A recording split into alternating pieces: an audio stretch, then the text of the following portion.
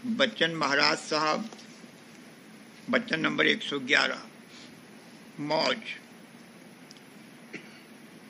जो मालिक की मौज है वही संतों की मौज होती है और उनकी मौज की फर्क पहचान करना मुहाल है।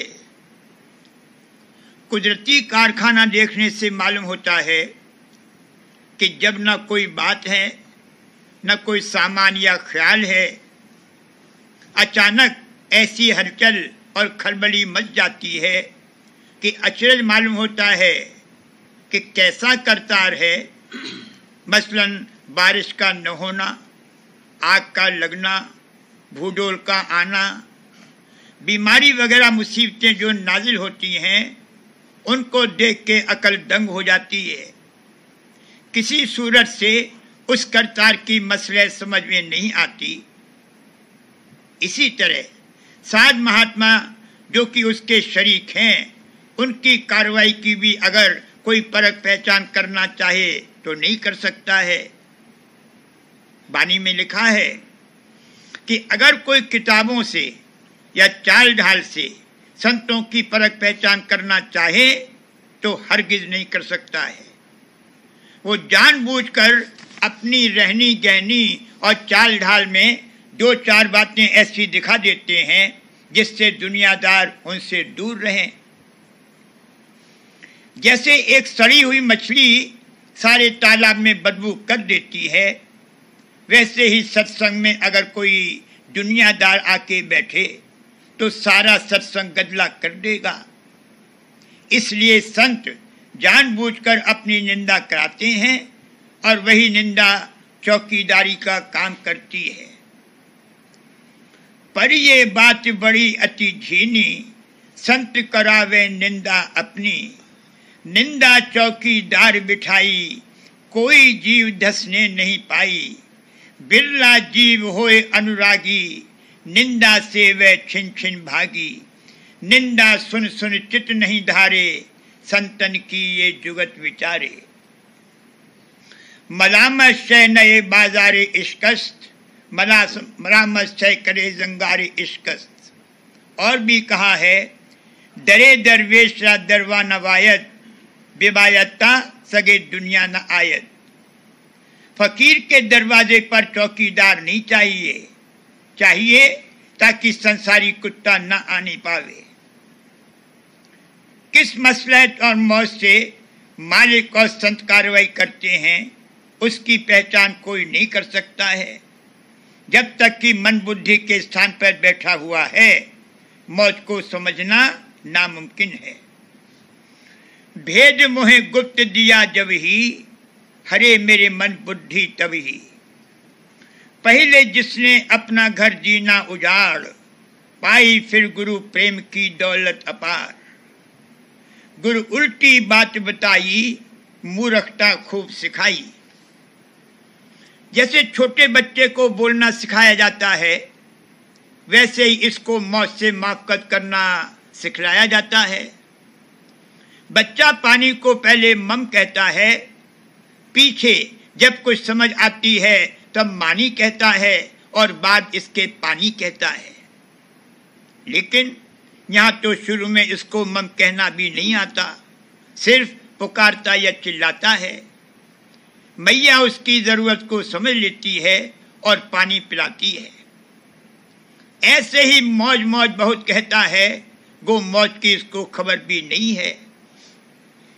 कहने का मुद्दा यह है कि जब तक आपा है और दुख संताप या कर्म के घेरे में है, तब तक मौज की परख पहचान और माफ़कत करना मुश्किल है। गुरु प्यारे की मौज रहो तुम धार, वे हर दम तेरी दया विचारें, निस दिन रक्षा करें संहार। हंगता ममता भूल और भरमा, मन के निकारें सभी विकार।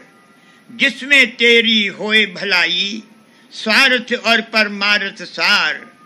वैसी ही करें मौज दया से, दो में हित मानो यार। चाहे मन माने या नाही, मौज गुरु की दया निहार। जिस विधि राखें वही विधि रहना, शुक्र की रखना समझ विचार, ऐसी समझदार रहे मन में, सो निरखे गुरु मेहर अपार। राधा स्वामी समर्थ और न कोई, चरण पकड़ धर प्रेम प्यार।